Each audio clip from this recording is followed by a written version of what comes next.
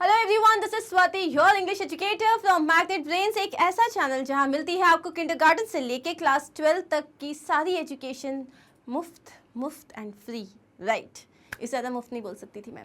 So basically here we know that आप चाहे अपने कॉम्पिटिटिव एग्जाम्स के लिए प्रिपेयर कर रहे हो या आप कोई पर्सनालिटी डेवलपमेंट कोर्स जैसे कि स्पोकन इंग्लिश के लिए प्रिपेयर कर रहे हो, you do not have to just wander anywhere. This is the place जहां आपको सारा कुछ मिल जाएगा without wasting a penny, right. मतलब आपको ये सारा एजुकेशन मिलता है absolutely free from the best of the teachers. So इसी नोट पे we are going to start with class 10th magnet brain sample paper, जो कि बनाया गया है सीबीएसई ने जो अभी रिसेंटली पेपर लॉन्च किया था उसी की लाइन्स पे। This is the 9th paper. We have already done 8 question sample papers, right. 8 papers मतलब आप सोचो कितने सारे क्वेश्चंस हम ऑलरेडी प्रैक्टिस कर चुके हैं। So now we are going to start with the 9th paper. One more paper is left, so stay tuned and let's start.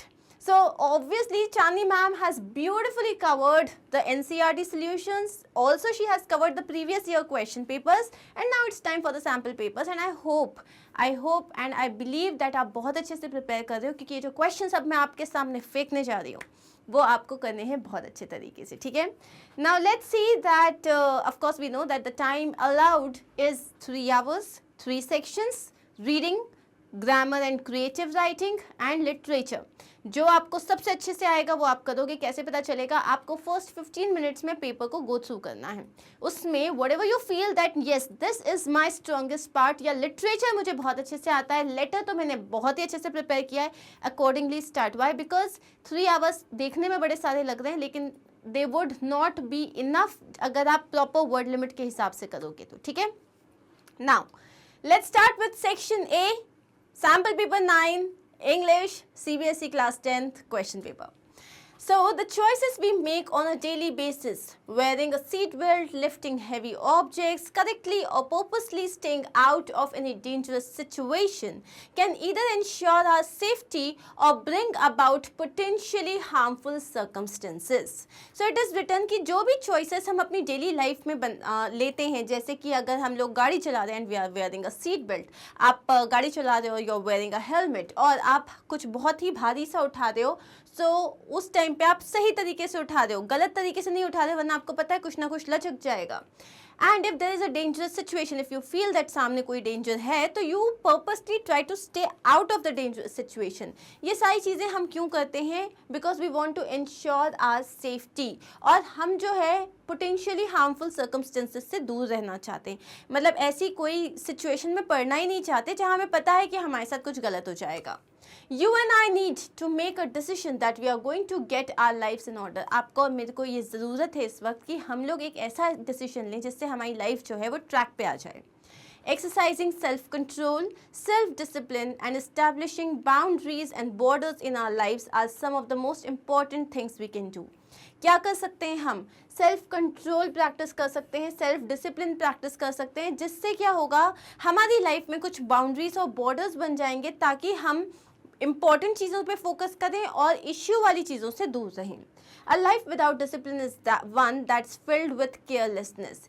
जिंदगी जो डिसिप्लिन के बिना है, इसका मतलब वो ऐसी ज़िंदगी है जिसमें केयरलेसनेस है, लापरवाही है।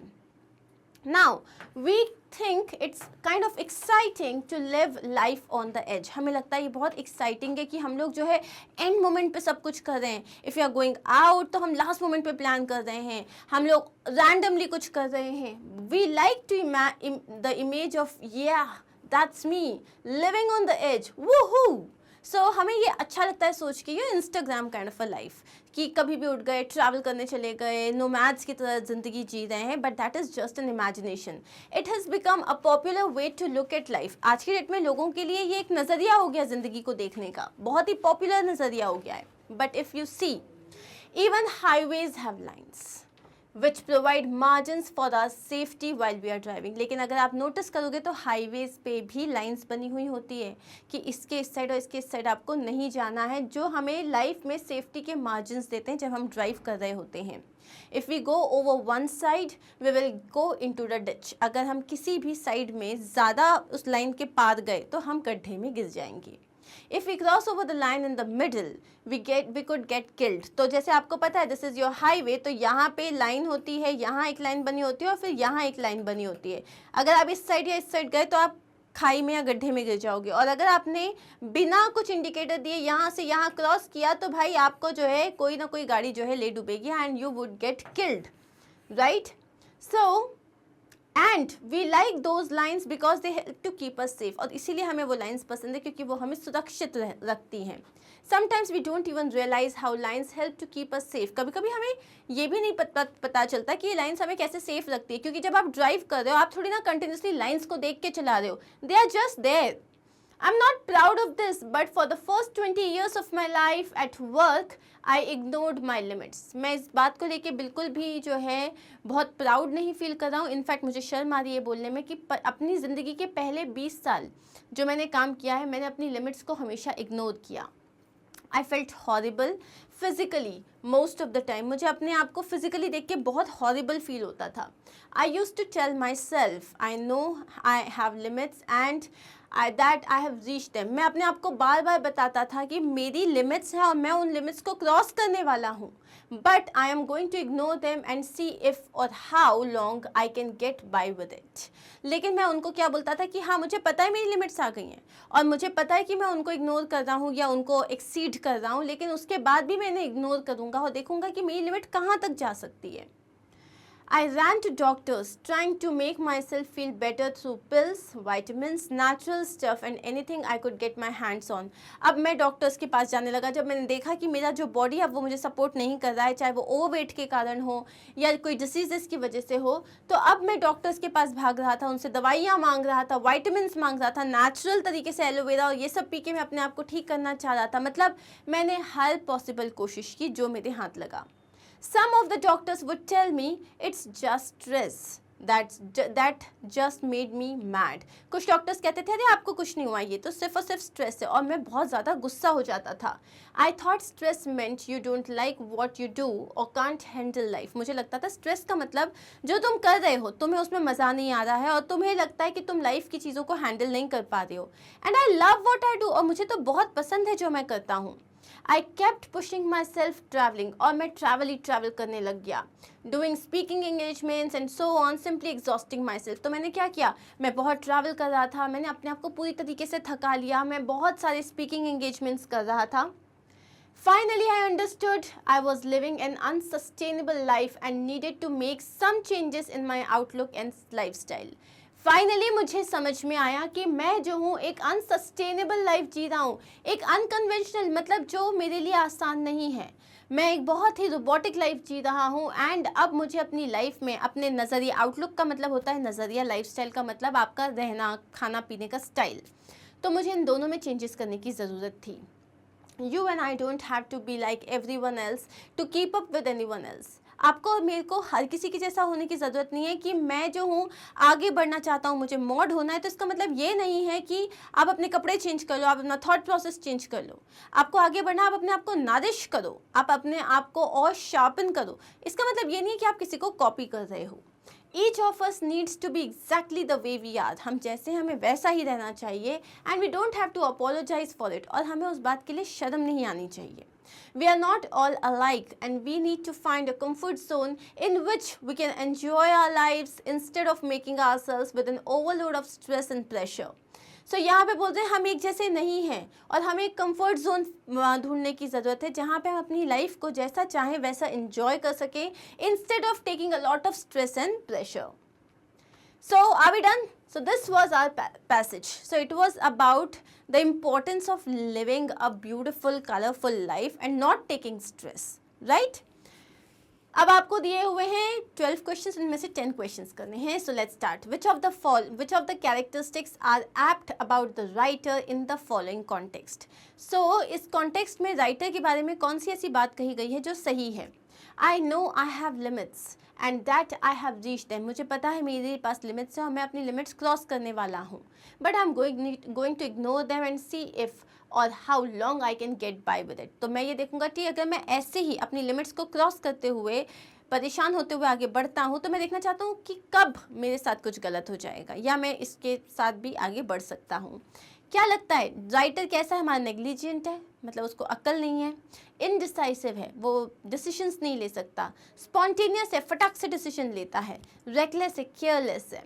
या अब बताओ कौन कौन सा है, और आंसर क्या हो जाएगा? देखो स्पॉन्टेनियस तो नहीं है, इनडिसाइसिव भी नहीं है, नेग्लिजेंट और रेकलेस हो सकता है, right? So answer is 1 and 4. So next question, the reason why living on the edge has become popular is because the, ये जो living on the edge है ये इतना popular क्यों हो गया है? क्योंकि हमें constantly कुछ नया चाहिए होता है, हम पुरानी चीज़ों से बोर हो जाते हैं। Population being much younger, हमारी population में youth ज़्यादा है। Exhausting effort to make changes, हम लोग जो है अपनी तरफ से हर possible कोशिश कर रहे हैं कोई change लेके आने की। Strong tendencies to stay within our limits, हमारे अंदर एक चीज़ है कि हमको अपनी लिमिट्स के अंदर ही रहना है। So obviously the answer is हमें हर बार कुछ नया चाहिए, जिसकी वजह से जो है ये लिविंग ऑन द एज इतना पॉपुलर हो गया है। The phrase potentially harmful circumstances refers to the circumstances that the, कौन सी ये सर्कमस्टेंसेस है, कौन सी ऐसी सिचुएशन आ जाती है जो पोटेंशियली हार्मफुल हो सकता है? Certainly be dangerous, be fairly dangerous, be possibly dangerous और सेल्डम बी डेंजरस। तो इसका आंसर क्या हो जाएगा? बी पॉसिबली, मतलब बहुत बड़े चांसेस है कि वो डेंजरस हो। Choose the option that correctly states the two meanings of outlook as use in the passage. Passage में आउटलुक दो तरीके से यूज हुआ है, तो यहाँ पे आपको बताना है किस किस तरीके से यूज हुआ है। एक तो नजरिया था, so a person's evaluation of life, a person's experiences in life, a person's point of view towards life, and a person's regrets in life. Last one is a person's general attitude to life. The answer is very simple. The answer is 3 and 5. इंसान का नज़रिया मतलब वो ज़िंदगी को किस तरीके से देख रहा है और उसका एटीट्यूड क्या है लाइफ की तरफ. This is your answer, 3 and 5. Okay. Now choose the option that best captures the central idea of the passage from the given quotes. कौन सी चीज़ है जो मतलब सेंट्रल आइडिया देख रही है उसका? It's all about quality of life and finding a happy balance between work and friends. ये सारी चीज़ें सिर्फ किस बारे में हैं कि हमको लाइफ की क्वालिटी इंक्रीज करनी चाहिए, हमें बहुत काम करना चाहिए लेकिन एक अच्छा बैलेंस बना के रखना चाहिए. To go beyond is as wrong as to fall short. आसमां से आगे जाने की कोशिश करोगे तो ज़मीन भी कम पड़ जाएगी. Life is like riding a bicycle. Life जो है साइकिल चलाने जैसा है. To keep your balance you must keep moving. अपना बैलेंस रखना है तो रुक नहीं सकते, कंटिन्यूसली मूव करना है. Balance is not something you find, it's something you create. Balance ऐसा कुछ नहीं है जो आपको मिल जाता है, अरे वाह ये देखो बैलेंस मिल गया मुझको, नहीं. It is something that you create. आपको खुद क्रिएट करनी पड़ेगी, चाहे आप अपने कोई भी किसी भी तरीके के काम से स्टार्ट करें. So here what is the answer? The answer is obviously option 4, that balance is not something you find and that is what you have to create. The author explains the importance of discipline and boundaries in our lives using the example of, किसका example लेके उन्होंने ये जो है मतलब ये details बताई, the importance of discipline and boundaries. So road accidents की वजह से, traffic rules, lines on the highway या safe driving. Of course lives on a highway के एग्जाम्पल से उन्होंने हमें चीज़ें समझाई थी. The author explains the importance of discipline and boundaries by lines on the highway. Okay. The author attempts to dash the readers through this write up. जो author है वो उसने जो लिखा हुआ है उससे वो जो है लोगों को जगाना चाहता है. तो द ऑथर अटेम्प्ट्स टू क्या हो जाएगा? Rebuke, question, offer aid to मतलब भैया तो कहीं लगभग गई तो मलहम पट्टी कर देते हैं, या एडवाइस दी किसी ने. ऑब्वियसली द आंसर इज यहाँ पे you know offer advice. The author attempts to offer advice to the readers through this write up. What is the message conveyed in the last paragraph of the passage. Passage के आखिरी paragraph में क्या message convey किया है? जो करते हो उसको प्यार करो, अपने आप को वैसे ही प्यार करो जैसे बाकी के लोग करते हैं, अपने आप का बेस्ट वर्जन बनो and be yourself. The answer is अपने आप का बेस्ट वर्जन बनो. The author uses colloquial words such as yeah and woo woo. Which of the following is not a colloquial word? Hooked, guy, stuff or stress. So the answer here is stress. Select the option that makes the correct use of unsustainable as used in the passage. To fill in the blank space. ठीक है. सो यहाँ पे अपन को क्या करना है? Correct use बताना है. In the long run the dash officials followed emergency procedures. तो अब यहाँ पे बताते हैं कि अभी तक में क्या होता था, जो ऑफिशियल्स थे, कौन से ऑफिशियल्स हो जाएंगे यहाँ पे? So the officials admit that the emergency system is in the longer run, is in the fault in the longer run. ठीक है. Emergency procedures were dashed by the officials. Emergency procedures जो थे वो officials के द्वारा किए जाते थे. Officials reported and dashed set of events during the emergencies. Clients officials ने बहुत सारे जो report किए थे during emergency के time पे. ठीक है. Okay, so here we are done with our first passage. Now we are going to start with the second passage. So let's start. Although everybody has a creative spark, the potential is not always fully utilized. सबका एक creative spark होता है लेकिन हर किसी का potential properly utilize नहीं होता है. How does one recognize those who are developing their creative energies to the fullest? आप कैसे पता लगा सकते हो उन लोगों के बारे में जो अपनी energy को fullest potential में use करने की कोशिश कर रहे हैं. Mad painters and tormented poets are only comic stereotypes of the creative personality. हम जो पागल पेंटर्स के बारे में बात करते हैं या एकदम जो पोएट्स हैं जो कि एकदम दर्द में लिखे जा रहे हैं उनको हमने ऐसा बना लिया यही क्रिएटिव लोग हैं. The essential traits of creativity are found among a wide variety of less conspicuous creators, people in all walks of life. यहाँ बोला है जो एसेंशियल ट्रेट्स हैं क्रिएटिविटी के वो आपको हर जगह मिलते हैं. कॉन्स्पिक्यूअस क्रिएटर्स मतलब जो है एकदम जो ऑब्वियस क्रिएटर्स हैं. People in all walks of life हर जगह आपको मिलेंगे ऐसे क्रिएटिव लोग. Unfortunately the structure of our social and educational environment does not always promote its growth. हमारा जो एजुकेशनल और जो सोशल एनवायरनमेंट है ना उसका स्ट्रक्चर अनफॉर्चुनेटली ऐसा है जो कि हर क्रिएटिविटी को प्रमोट नहीं करता, उसकी ग्रोथ को जो है एक्सेसिबिलिटी नहीं देता. Generally speaking, creative people often believe that their purpose in life is to discover and implement. अगर जनरली बात किया जाए तो जो क्रिएटिव लोग होते हैं ये ऑफन बिलीव करते हैं कि उनकी ज़िंदगी का मकसद क्या है, डिस्कवर करना और उसके बाद जो डिस्कवर किया है उसको इम्प्लीमेंट करना. They also see problems where others see none and question the validity of even the most widely accepted answers. वो वहाँ problems देखते हैं जहाँ पे दूसरों को कुछ समझ ही नहीं आता और वो वहाँ question करते हैं जहाँ पे लोग जो widely accepted answers हैं उन्हें accept कर चुके होते हैं लेकिन they are not okay with it. Creative people are compulsive problem seekers, not so much because they thrive on problems but because their senses are attuned to a world that demands to be put together like a jigsaw puzzle scattered on a table. कितनी अच्छी line लिखी है, इसको समझिए. Creative people are compulsive problem seekers. ये creative लोग जो होते हैं ना वो problems को ढूंढते हैं, वो जाके प्रॉब्लम्स को ढूंढते हैं, वो प्रॉब्लम्स को सीख करते हैं. सीख करने का मतलब होता है ढूंढना.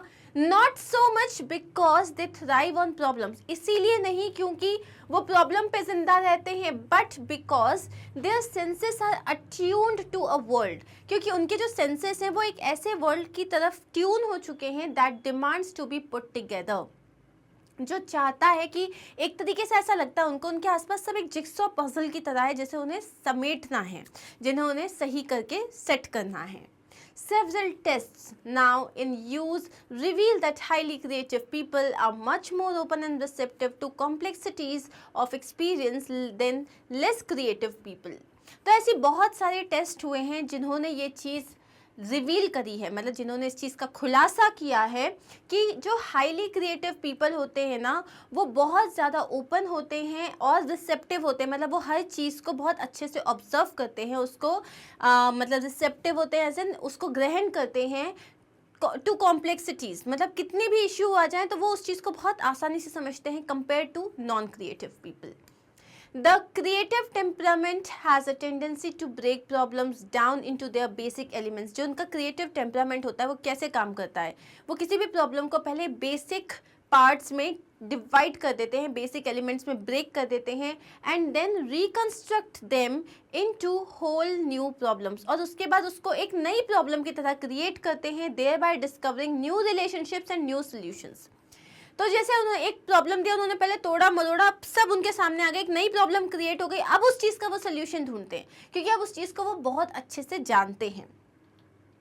Highly creative people are not afraid to ask what may seem to be naive or silly questions. जो बहुत creative लोग होते हैं, जो बहुत ज़्यादा curious होते हैं, वो कभी भी stupid questions करने से कतराते नहीं हैं. उन्हें ये नहीं लगता कि अरे मैंने अगर ये question किया तो लोग क्या सोचेंगे मेरे बारे में. They ask questions like why don't spiders get tangled up in their own webs? वो कैसे questions करते हैं कि spiders जो है अपने ही webs में tangle क्यों नहीं करते? And why do dogs turn in circles before lying down? जो dogs हैं वो लेटने के पहले ऐसे circles क्यों बनाते रहते हैं? Such questions may seem childlike. ऐसे questions बच्चों जैसे लगेंगे. And in a way they are, और वो हैं भी. Children have not yet had their innate creative energies channeled into culturally acceptable directions and can give full rein to their curiosity. इसीलिए बच्चों का एग्जाम्पल लिया है क्योंकि बच्चे जो हैं अभी तक उनको हमने रोबोट्स नहीं बनाया हुआ है. दे आर नॉट दे उनकी जो इनेट अंदर की जो क्रिएटिव एनर्जी है उसको अभी तक आपने जो है जो कल्चरली एक्सेप्टेबल डायरेक्शन होते हैं भैया ये ऐसे ही होता है मान लिया हमने क्यों होता है हमें नहीं पता लेकिन इसको बोलते हैं एक्सेप्टेबल डायरेक्शंस. कल्चर है वो हमारा कि हमने भैया इसको मान ही लिया है. अभी तक वो चैनल नहीं हुए, अभी उनकी क्रिएटिविटी अभी तक उस चीज़ के लिए चैनलाइज नहीं हुई है, मतलब एक तरीके से फोकस्ड नहीं हुई है. इसीलिए वो जो है अपनी क्यूरियोसिटी के साथ जितना चाहे खेल सकते हैं. The absolute pre requisite for full creative functioning. तो जो कि सबसे ज़्यादा इंपॉर्टेंट क्यों है बहुत ज़्यादा क्रिएटिव होने के लिए यही एक चीज़ है. ये प्री रिक्विजिट है मतलब इसी चीज़ की पहले ज़रूरत है in both children and adults. Unlike children, creative people appear to have vast stores of patience to draw upon. अब बच्चों की कंपैरिजन में ऑफ कोर्स जो बड़े लोग होते हैं उनके पास बहुत ज़्यादा पेशेंस होता है. Months, years, even decades can be devoted to a single problem. जो बड़े लोग होते हैं वो महीनों सालों 10-10 साल वो जो है एक पर्टिकुलर प्रॉब्लम में खर्च कर सकते हैं.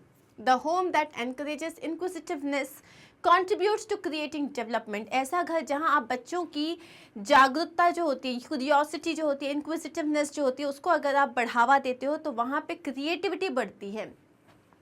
The teacher who stresses questions rather than answers and rewards curiosity rather than restricting it is teaching a child to be creative. एक ऐसी टीचर जो बच्चे को जो है क्वेश्चंस करने पे स्ट्रेस देती है rather than stressing on giving answers. जो बच्चे को क्वेश्चन पूछने के लिए स्ट्रेस देती है, जो उसको क्रिएटिव होने के लिए उसकी क्यूरियोसिटी को अप्रिशिएट करती है rather than उसको बंद करने से, रेस्ट्रिक्ट करने से. ऐसे जो टीचर्स होते हैं वो भी बच्चे को और क्रिएटिव होने के लिए हेल्प कर रहे होते हैं. Right and here we are done with the passage बहुत इंटरेस्टिंग था. आई एम श्योर आपने उससे रिलेट किया होगा. सो अब हमारे सामने क्वेश्चंस है, फटाफट इन क्वेश्चंस को करते हैं. What hinders creativity. कौन सी चीज़ है जो आपकी क्रिएटिविटी को रोकती है. Madness and insanity of poets and painters. No. The socio-political structure, the problem-seeking attitude. The answer here is what? The answer here is option number 2. जो हमारा socio-political structure है, जो education structure है वो है ही इस तरीके का जहाँ पे हमारी creativity को रोक दिया जाता है. Why are creative people called compulsive problem seekers? Creative लोगों को compulsive problem seekers क्यों कहा गया है? क्योंकि वो problems में अटक जाते हैं. They always find the world somehow disordered that is supposed to be put into order through logic and reason. उन्हें हमेशा लगता है कि पूरी जो दुनिया है वो थोड़ी सी messed up है, ठीक है, मतलब जम्बल्ड है और इसको सही करके उसको एक तरीके से एक पजल है जिसे सॉल्व करना है. तो obviously the answer is both 1 and 2. Which of the following words mean the same as obvious? एकदम ऑब्वियस है, मैंने आपको बताया भी था पैराग्राफ पढ़ते टाइम. इट्स कंपल्सिव, एसेंशियल या कॉन्स्पिक्यूस. आंसर इज कॉन्स्पिक्यूस, मतलब एकदम सामने सामने की बात है. How does creativity help in solving problem solve करने के लिए क्रिएटिविटी कैसे मदद करती है. Creativity has a tendency to deconstruct the existing phenomena. Creativity जो है वो जो ऑलरेडी एग्जिस्टिंग फिनोमिना है उसके अंदर वो एबिलिटी होती है कि वो उसको डीकंस्ट्रक्ट कर दे और रिकंस्ट्रक्ट करे. It reconstructs them into a whole new arena. उसके बाद पहले तो तोड़ के उसको एक नया ही रूप देती है. It interlinks and interrelates the different aspects. वो लिंक करती है हर अलग अलग तरीके के एस्पेक्ट ताकि आप उस प्रॉब्लम का सोल्यूशन फाइंड आउट कर पाओ. So the answer here is option 1, 2 and 3 तीनों सही हैं. How is a child similar to a creative thinker, एक जो बच्चा होता है वो एक क्रिएटिव थिंकर से कैसे सेम होता है? Children channelize their thoughts into proper directions, बच्चे जो हैं अपने थॉट्स को एकदम प्रॉपर डायरेक्शन में भेज पाते हैं। चिल्ड्रन डू आस्क सिली और नाइव क्वेश्चंस, वो एकदम स्टूपिड और नाइव क्वेश्चंस करते हैं। Children are not afraid to expose their curiosity, वो अपनी क्यूरियोसिटी को एक्सपोज करने से घबराते नहीं है। The answer here is 2 and 3। उनकी जो एनर्जी होती है, उनका जो सोचने का तरीका होता है वो चैनलाइज नहीं है, इसीलिए वो क्यूरियसिटी को अपनी बिना टेंशन लिए, बिना एम्बेरस हुए कह पाते हैं, इसलिए the answer is 2 and 3। Which of the following words does not correspond to the word compulsive? कौन से वर्ड्स हैं जो कंपल्सिव वर्ड्स के साथ में नहीं जा रहे हैं? ऑब्सेसिव, वॉलंटरी, इम्पल्सिव और इंस्टिंक्टिव। इंस्टिंक्टिव मतलब जहाँ आपको लगता है कि आपके अंदर बहुत ज़्यादा इंस्टिंक्ट नॉलेज बहुत है। इम्पल्सिव जहाँ आप बहुत क्यूरियस हो, पेशेंस ही नहीं है आप में। वॉलंटरी खुद से, और ऑब्सेसिव। सो कंपल्सिव का आंसर इज वॉलंटरी, खुद से। Which of the following words means the same as willing to consider new ideas? ऐसा कौन सा है जिसका मतलब होता है कि नए आइडियाज के लिए आप हामी भर रहे हो, आप एक्सेप्ट कर रहे हो उसको? Receptive, prerequisite potential या inquisitiveness? The answer is very simple, it is receptive, मतलब आप चीज़ों को ग्रहण करने के लिए तैयार हो। Which of the following words does not mean the same as inquisitiveness? Inquisitiveness मतलब आपके अंदर जो चंचलता होती है, चीज़ों को जानने की इच्छा जो होती है। तो कौन से वर्ड्स हैं जो जिनका सेम मीनिंग नहीं है? स्पेक्यूलेटिव जो विचार करते हैं, वंडरिंग जो सोचते हैं, क्यूरियोसिटी मतलब ठीक है, इनडिफरेंट मतलब अलग। Obviously the last one is the answer, अलग। Okay, in what ways does a child differ from creative people? एक बच्चा जो होता है वो क्रिएटिव लोगों से कैसे अलग होता है? Unlike creative people, children have not yet had their impulses structured in an ordered way. मतलब क्रिएटिव लोगों की तरह बच्चों ने अभी तक अपने इम्पल्सेस को एक ऑर्डर्ड वे में स्ट्रक्चर नहीं किया है। They can not give full rein to their curiosity, और इसीलिए वो अपनी क्यूरियोसिटी को पूरा रेन नहीं दे सकते। नहीं, ये तो सही है, लेकिन सेकंड वाला is wrong. So only option 1 is correct. क्यों? क्योंकि वो लोगों ने चैनलाइज नहीं किया, इसीलिए वो खुल के अपनी क्यूरियोसिटी को जो है उनके घोड़े को दौड़ा सकते हैं। How can a child be made creative? एक बच्चे को आप कैसे क्रिएटिव बना सकते हो? बाय सप्रेसिंग हिज क्यूरियोसिटी, उसके अंदर की जो जागरूकता है, उसके अंदर की जो क्यूरियोसिटी उसे दबा के। By encouraging his inquisitive nature, उसके अंदर की क्यूरियोसिटी को, उसके इंक्विजिटिव नेचर को आप और अच्छे से सपोर्ट कर रहे हो। By confining his queries into some ordered framework, उसने जो भी क्वेरीज करी उसको एक ऑर्डर्ड फ्रेमवर्क में डाल के। All of the above. The answer here is B. Okay, now let's come to grammar and right, creative writing part. तो यहाँ पे आपको 12 क्वेश्चंस दिए हैं जिसमें से आपको 10 क्वेश्चंस करने हैं। Let's start. Fill in the blanks by choosing the correct options for the 6 sentences given below. Prachi dash work hard as only 1 week is left for her CA final exam. Prachi, अब ये एक modal verb है, modal verb का जो question है। प्राची को अब मेहनत करनी चाहिए, उसके CA एग्जाम के लिए सिर्फ 1 हफ्ता बचा हुआ है। तो आप क्या बोलोगे? Prachi may, has to, will या should? The answer is she should work hard, उसे करना चाहिए। ओके, अच्छा यहाँ पे देखो, हैज़ टू बोला हुआ है और शुड बोला है। मैंने हैज़ टू में भी टिक लगाया हुआ है, उसका रीज़न क्या है? उसको करना ही पड़ेगा। यहाँ पे जो हैव टू है मतलब उसके पास दूसरा ऑप्शन नहीं है। शुड में ऑप्शन होता है, इसलिए हम लोगों ने हैज़ टू लिखा है, तो हैज़ टू लिख के आना। ओके, नेक्स्ट क्वेश्चन क्या है? He will be 17 next week, he is inviting dash his friends for a party. वो अगले हफ्ते 17 साल का हो जाएगा, वो अपने फ्रेंड्स को एक पार्टी के लिए बुला रहा है। He is inviting more, most, all या could? He is inviting all his friends, वो अपने सारे फ्रेंड्स को बुला रहा है। नेक्स्ट है, a person with dash fragile ego can take anything you say personally. एक पर्सन जिसका ईगो बहुत ही ज़्यादा फ्रेजाइल होता है, मतलब ज़रा झटके में टूट जाता है, वो हर चीज़ को बहुत पर्सनली लेता है। A person with a fragile ego, an तो नहीं आएगा। द फ्रेजाइल, किसी पर्टिकुलर ईगो की बात कर रहे हो? नहीं। देर, एक पर्सन उनकी ईगो जैसी होती है? नहीं। सो the answer here is a. You must dash for longer hours as it will make your voice grow stronger. तुमको ज़्यादा टाइम के लिए प्रैक्टिस करनी चाहिए, उससे तुम्हारी आवाज़ बहुत स्ट्रॉन्ग हो जाएगी. So तुम्हें ज़्यादा टाइम के लिए you must practicing for long hours. You must will practice, to practice या simple practice. You must practice. आप modal verb के साथ कभी भी verb को change नहीं करते हो. So you must practice आएगा. Doctor I am not feeling well, you please issue medical certificate. क्या आप प्लीज मेरे लिए मेडिकल सर्टिफिकेट इशू कर सकते हैं. सकना इज नॉट शुड, मस्ट और would, it is could. Okay, so you dash not worry, your money is safe. तुम चिंता मत करो, तुम्हारा पैसा सुरक्षित है. So you would not worry, तुम नहीं वरी करोगे. यू कैन नॉट वरी, तुम नहीं वरी कर सकते हो. You need not worry, तुम्हें वरी करने की ज़रूरत नहीं है. So the answer here would be you need not worry. Next question देख लेते हैं. अब है in the following paragraph one word is incorrect in each line. Choose the correct option for each correct word. Okay? तो आपको हर line में एक गलती दी हुई है. So पहली लाइन इधर तक है, दूसरा इधर तक है, and then this is the third one. ठीक है, ये थर्ड वन है. So ये B है और ये C थोड़ा ऊपर नीचे हो गया. So अब आपको इसमें बताना है गलत क्या है, and then you have to correct it also. The interruption in the process of education of कोविड-19 pandemic. Process of education of covid नहीं, कोविड के टाइम पे जो एजुकेशन में जो रुकावट आई थी, इंटरप्शन आया था कोविड के टाइम पे, तो ऑफ नहीं आएगा. क्या आएगा यहाँ पे? ड्यूरिंग. ठीक है, समझ में आ गया. will continue to have substantial effects, उसके काफ़ी भारी भरकम इफेक्ट्स रहेंगे. extending beyond education, जो education से भी आगे जाएंगे. many of these have been laid on in previous policy. many of these have been laid on, रखी गई है. laid के साथ on नहीं आएगा. क्या आएगा? laid out, मतलब रखा गया है, दिखाया गया है, बताया गया है.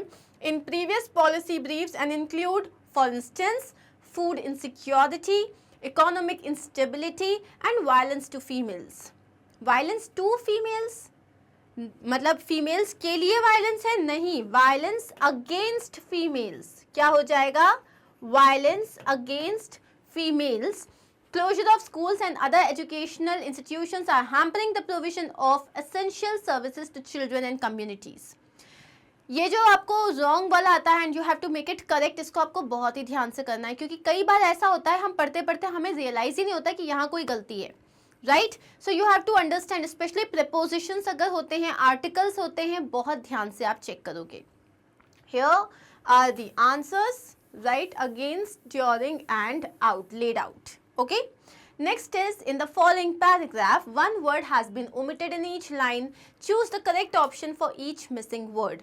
So एक एक word जो है omit कर दिया गया है. अब यहाँ पे तो आंसर्स आपके सामने, इसमें ये जो options दिए हुए हैं इसमें से आपको आंसर बताना है. Mobile phones take up much more battery power when they are in vibration mode. So mobile phones take up much more battery power when they are in vibration mode than when the ringtone is on. So यहाँ पे होगा mobile phones one must keep. अब यहाँ पे देखो सबसे पहला आ गया यहाँ पे phones के और take के बीच में क्या आएगा? मोबाइल फोन्स और टेक के बीच में क्या आएगा? मोबाइल फोन्स मस्ट टेक, वो लेते ही होंगे. मोबाइल फोन्स कैन टेक, वो ले सकते हैं. मोबाइल फोन्स माइट टेक और mobile phones would take. So what is the answer here? So the answer here would be phones can take, ले सकते हैं. ओके, नेक्स्ट क्वेश्चन देख लेते हैं. So next question we have one keep brightness to a minimum. अब देखो यहाँ पे लिखा हुआ है more battery power when they are in vibration mode then when the ringtone is on. Okay, अब यहाँ पे हमारे पास क्या है? One keep brightness. ऑप्शंस में क्या क्या है? One would keep, one should keep, one will keep या वन शैल कीप. लोगों को ब्राइटनेस कम रखनी चाहिए. So answer would be one should keep. Okay, and then the last one is and switch off one's Bluetooth at all times when one is not sharing files. अब यहाँ देखो options क्या क्या है? and dash switch and must switch off and should switch off and would switch off. उन्हें रखना ही चाहिए. तो मतलब ये ज़्यादा इंटेंसिटी के साथ बोल रहे हैं तो आएगा one must switch off. Clear? अब आते हैं हम नेक्स्ट क्वेश्चन पे. Read the conversation between a teacher and a student and complete the passage that follows.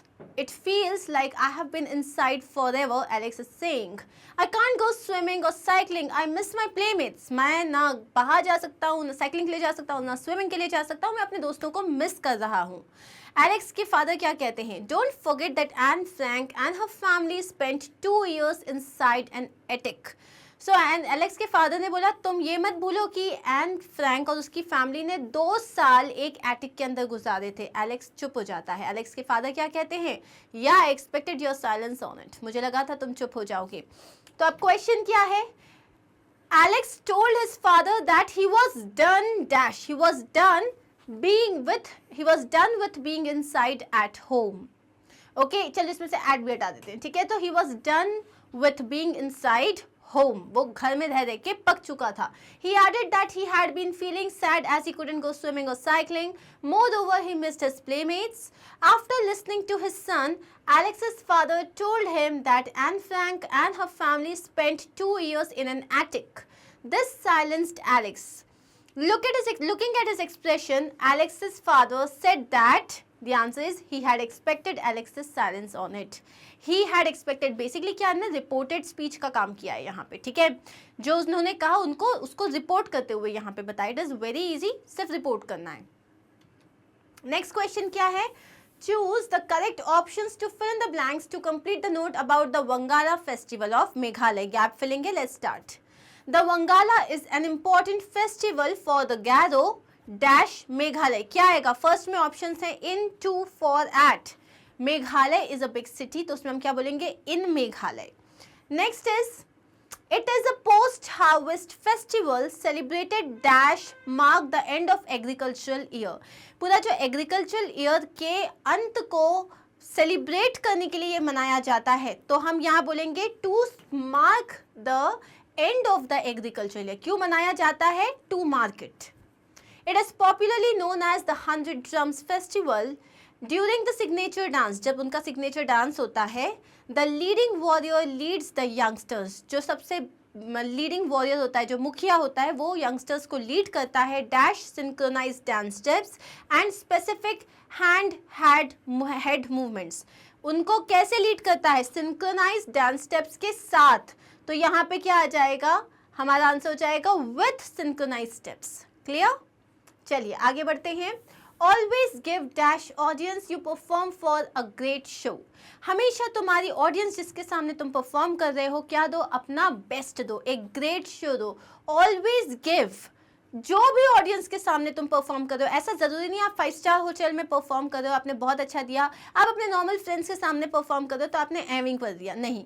So which ever, किसी भी ऑडियंस के लिए. सो answer would B which ever. The brown teddy bear dash belongs to the toddler has been washed away. वो जो brown teddy bear था, जो उस छोटे बच्चे का था, वो बह गया, washed away. So क्या होगा? The brown teddy bear. अब teddy bear एक नॉन लिविंग थिंग है, तो हम क्या बोलेंगे? Which belongs to the toddler. The teacher says dash the exams may be postponed. Teacher ने कहा कि हो सकता है एग्जाम्स पोस्टपोन हो जाएं. So teacher said that. Answer would be the teacher said that. Which option displays the correct change of the following to reported speech? चलिए देख लेते हैं. Did you see the football match on television last night? Rahul asked me. Rahul asked me. तो ये क्या हो जाएगा? Rahul asked me. Did से चालू हो रहा है तो अपन इसको क्या कर देते हैं? If. You से you का हो जाएगा I. If I. See मतलब क्या है? Present tense. If I see का क्या हो जाएगा? If I. So, अब यहाँ पे देखो did you see. अब लेकिन ये see जो है एक्चुअली में क्या है? saw. क्यों? क्योंकि did के साथ आया है. पास्ट टेंस का अगर हम रिपोर्ट करते हैं तो पास्ट परफेक्ट हो जाता है, तो क्या हो जाएगा? If I had seen the football match on television. Last को क्या बोल देते हैं? बिफोर. तो the night before. The night before. Understood. तो क्या हो जाएगा इसका answer? Rahul asked me if I had seen. अब इसमें दो ऑप्शंस हैं, या तो आप इफ आई हैड सीन बोल सकते हो या तो आप वेदर आई हैड सीन बोल सकते हो. दोनों ही करेक्ट रहेंगे.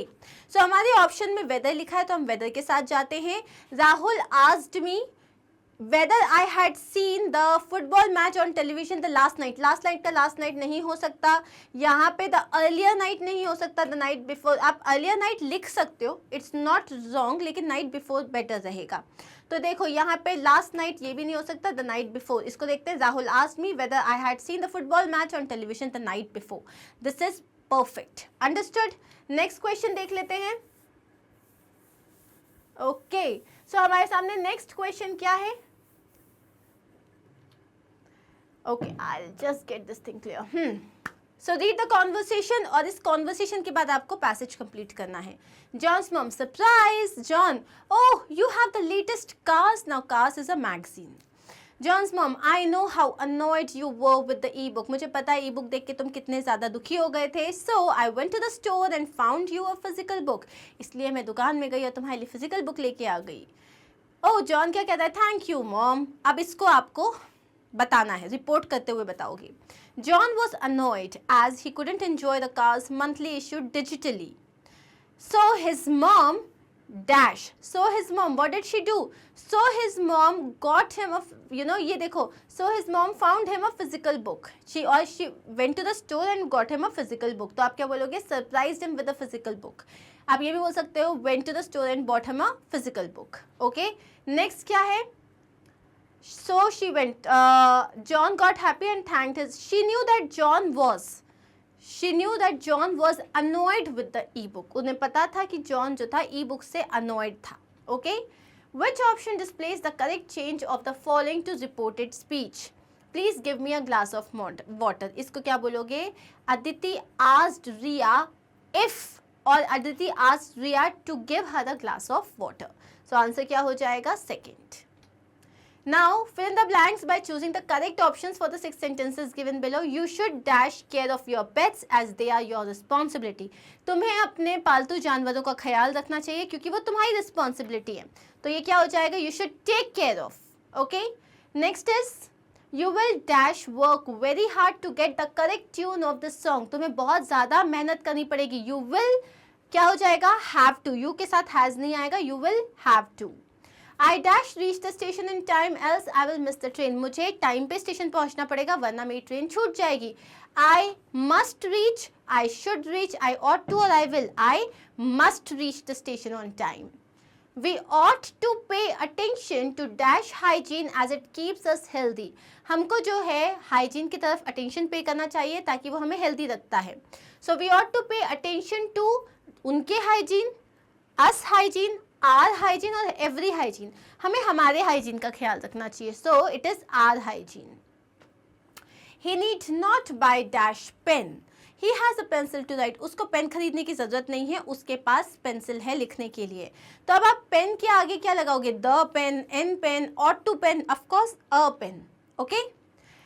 We dash make our school the cleanest in the district by the mid of this year 2021. तो 2021 के बीच तक हमें हमारे जो स्कूल को सबसे ज़्यादा क्लीन स्कूल बनाना है पूरे डिस्ट्रिक्ट में.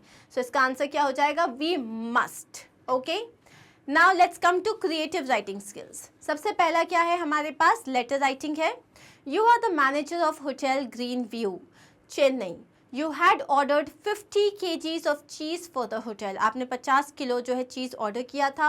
You are not happy with the quality of the cheese that was sent. अब आप उस चीज़ की क्वालिटी से खुश नहीं हो. In about 120 words, write a letter to the manager of Amalta's Dairy, Chennai, complaining about the poor quality of the product. तो अब आपको क्या है? आपने जो चीज़ ऑर्डर किया था आप उससे खुश नहीं हो, तो अब आपको मैनेजर को लेटर लिखना है कि भैया अच्छा नहीं भेजा आपने, सही वाला भेज दो वरना रहने दो. सो सबसे पहले सेंडर्स एड्रेस से स्टार्ट करते हैं. Hotel green view Chennai. फिर हमने एक लाइन छोड़ी और डेट लिख दिया. फिर एक लाइन छोड़ेंगे हम और हम लिखेंगे रिसीवर्स एड्रेस. रिसीवर का एड्रेस आप डेजिग्नेशन से चालू करोगे, जैसे मैनेजर हो गया, एडिटर हो गया, and then you will write the address and then the name of the city. Leave a line and then write the subject. Subject क्या है? Complain regarding poor quality product. Poor quality का जो चीज़ है उसके लिए complain कर रहे हो. So now let's start. Dear sir or ma'am, this is with reference to our order of 50 kilograms of cheese placed with your dairy. अब यहाँ पे आप दो चीज़ें ऐड कर सकते हो। जब भी आप कोई ऑर्डर प्लेस करते हो तो आपको एक कैश मेमो मिलता है या आपको कोई रिसीट मिलती है, राइट? आप इनको मेंशन कर सकते हो, इससे आपके पॉइंट्स और बढ़ जाएंगे। Unfortunately we are not happy with the quality, लेकिन हम आपकी जो भेजी गई क्वालिटी है उससे बिल्कुल खुश नहीं हैं। We had clearly stated that the cheese should be fresh, हमने बोला था कि चीज़ फ्रेश होना चाहिए। We also wanted different kinds of cheese packed and labelled separately, हमें अलग अलग तरीके की चीज़ चाहिए थे जो अलग अलग तरीके से पैक्ड हो, सेपरेटली पैक्ड हो और लेबल्ड भी होने चाहिए। अपॉन ओपनिंग द कंसाइनमेंट, जब हमें आपका कंसाइनमेंट मिला और जब हमने उसे ओपन किया, there were no labels and to our shock 2 packets of cheddar cheese had fungus all over। तो जब हमने ओपन किया तो पहली चीज़ तो कोई लेबल नहीं था और हमारी मतलब हम बहुत शॉक थे ये देख के कि जो चेडार चीज़ था उसमें 2 उस पैकेट्स में पूरे फंगस लगे हुए थे। Most of the packets were received open and the cheese was giving of pungent order, मतलब बहुत सारे मैक्सिमम जो पैकेट्स थे वो खुले हुए थे और जो चीज़ थे उसमें से एक बहुत गंदी सी बदबू आ रही थी। We pride ourselves in serving the best quality delicacies and the cheese sent by you did not meet the basic standard। हमें बहुत गर्व है कि जो हम delicacies बनाते हैं चीज़ के साथ एंड ऑल, वो एकदम वर्ल्ड क्लास क्वालिटी की होती है और आपने जो भेजा वो तो बेसिक स्टैंडर्ड क्वालिटी का भी नहीं है। We wish to return it, अब हम इसे रिटर्न करना चाहते हैं। Kindly send a fresh consignment with in the next 10 days, तो आप जो है एक फ्रेश कंसाइनमेंट भेजो अगले 10 दिनों के अंदर। If we are not satisfied again we will have to return the consignment and cancel the order. अगर आपने 10 दिन के अंदर जो है हमको भेजा और हमें मान लो वो सही नहीं लगा तो एक तो हम उसे रिटर्न कर देंगे और दूसरा हम आपसे ये आपका ऑर्डर कैंसिल कर देंगे। Moreover we will be forced to rethink continuing business with you, लेकिन अगर ऐसा हुआ तो सबसे बड़ी बात हम आने वाले टाइम में आपके साथ बिजनेस करने के पहले सोचना पड़ेगा हमको, मतलब आप धमकी दे दो सामने वाले को। We hope the fresh consignment will be as per our specifications, मैं उम्मीद करता हूँ कि जो फ्रेश कंसाइनमेंट अब आप भेजोगे वो हमारे स्पेसिफिकेशन के हिसाब से होगा। That's it, yours faithfully XYZ manager hotel green view. Clear? अब हम आते हैं लेटर नंबर 2 पे। So you are Manjula Raman, principal of Geeta Public School, Baradari, Jalandhar. You come across an advertisement of a landscaping firm specializing in building greenhouses and also developing golf courses. तो आप जो हो आपने एक advertisement देखा एक firm का जो कि ग्रीन हाउस को बिल्ड करती है और जो गोल्फ कोर्स होता है उसको भी डेवलप करती है। सो ये रहा उनका advertisement. Experience the eco friendly green houses and golf courses which we build with the state of the art infrastructure. Contact our office for more details. Okay अब करना क्या है, एक लेटर लिखना है इनको जहाँ पे आप मैनेजर को लिखोगे ग्रीन विद अस का जो है मैनेजर हैं वो ये आपको पता चल गया है, enquiring about their services and other discounts. तो अब आप जालंधर में हो और अब आपको लिखना है यहाँ पे एक लेटर। सबसे पहले सेंडर्स एड्रेस में आपने लिख दिया Geeta public school Baradari Jalandhar. Leave a line, write the date, again leave a line, the manager green with us Chandigarh, तो आपने जालंधर की जगह चंडीगढ़ भी लिख सकते हो, ठीक है। Subject inquiry about landscaping services, ये जो सर्विसेज होती है इनको हम लैंडस्केपिंग सर्विसेज बोलते हैं, ये आपके क्वेश्चन में मेंशन्ड है। डियर सर और ma'am, this is with reference to your advertisement in the Tribune dated 25th February 2022। तो ये जो है ये जो मैं अभी आपसे बात कहने जा रही हूँ ये किस रेफरेंस में है, 25th of February 2022 के दिन आपका एक एडवर्टीजमेंट आया था कौन से न्यूज़पेपर में, द ट्रिब्यून में। We are quite impress by your services and products, हम आपकी सर्विसेज और प्रोडक्ट्स से काफ़ी इम्प्रेस हैं। We are a reputed school and are interested in employing your services, हम एक बहुत अच्छे स्कूल हैं, रेप्यूटेड स्कूल हैं और हम आपकी सर्विसेज पाना चाहते हैं। We want to build a mini golf course and are also looking to have greenhouses to develop eco-friendly values in students।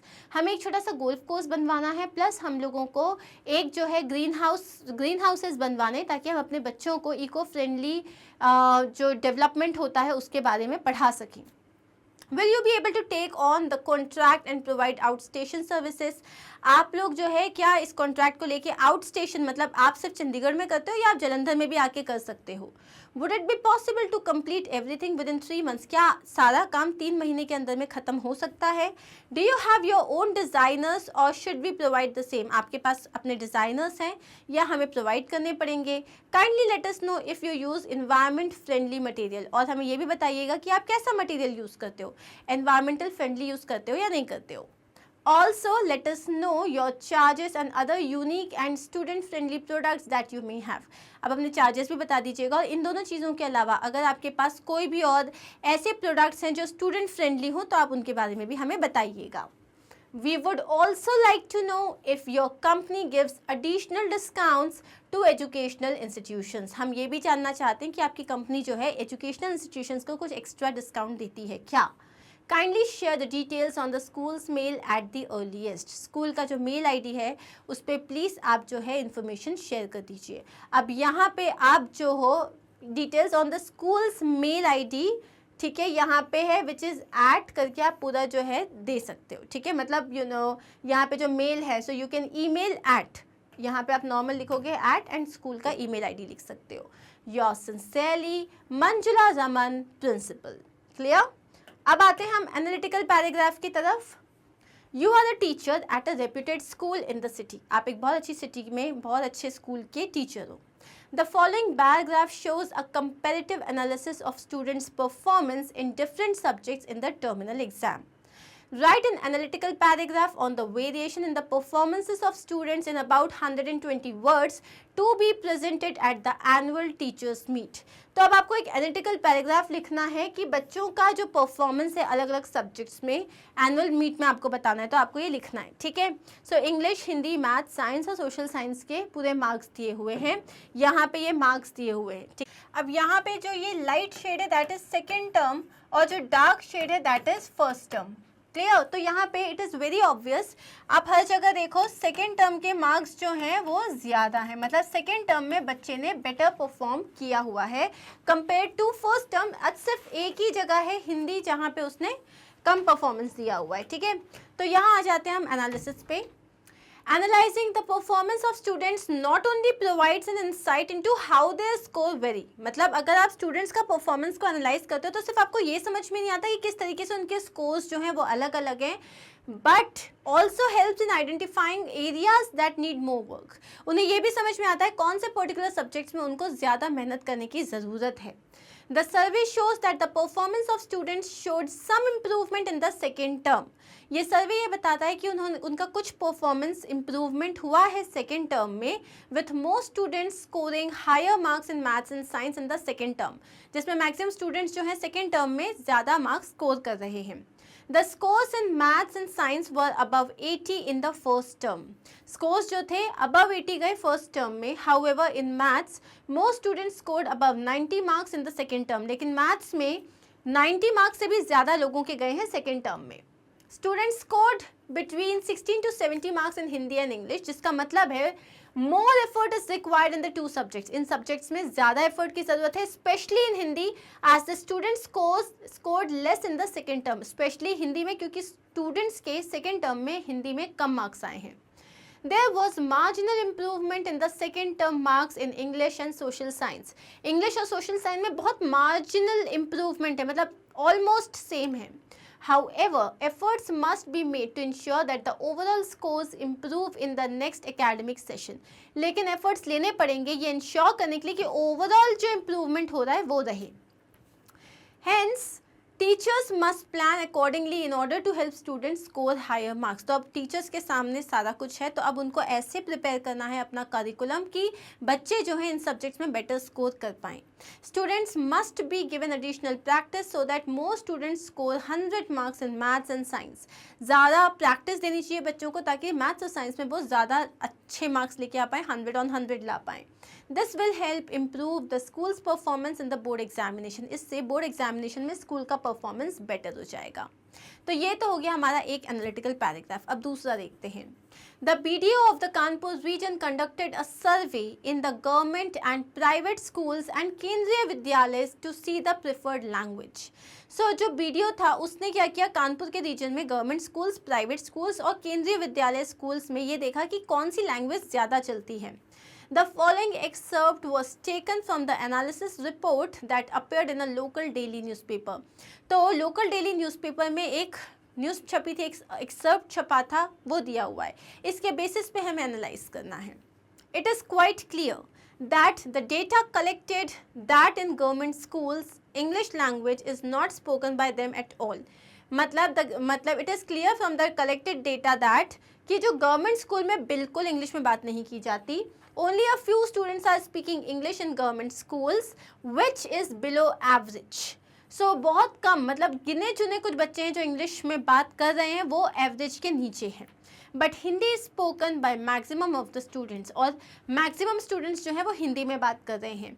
In private schools English is spoken by maximum number of the students, सिर्फ कुछ students हैं जो हिंदी में बात कर रहे हैं compare to government school. KV में there are approximately equal speakers of English and Hindi, और केंद्रीय विद्यालय में इंग्लिश और हिंदी के ऑलमोस्ट सेम है. अब करना क्या है, write a paragraph to analyse the given argument.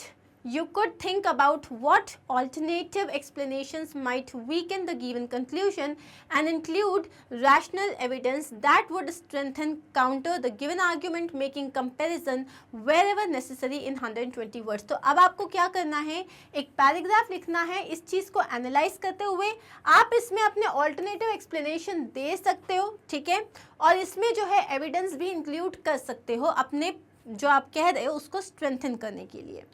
अब हम आ जाते हैं हमारे आंसर की तरफ. Language not a barrier. अब इसमें क्या है, आप अगेंस्ट में या फॉर कहीं पे भी जा सकते हो. Language not only enhances our personality but also makes us confident. Language सिर्फ हमारी पर्सनालिटी को नहीं निखारता, हमें कॉन्फिडेंट भी करता है. The BDO of Kanpur conducted a survey in the government and private schools and Kendriya Vidyalayas to understand the preferred language of the students of class 10 to 12th. 10 से 12th के जो बच्चे होते हैं वो लोग कौन सी लैंग्वेज में बात करना प्रेफर करते हैं, उस बारे में एक सर्वे हुआ है. The survey also highlighted the need to pay more attention in developing English speaking skills in government schools as most students preferred Hindi to English.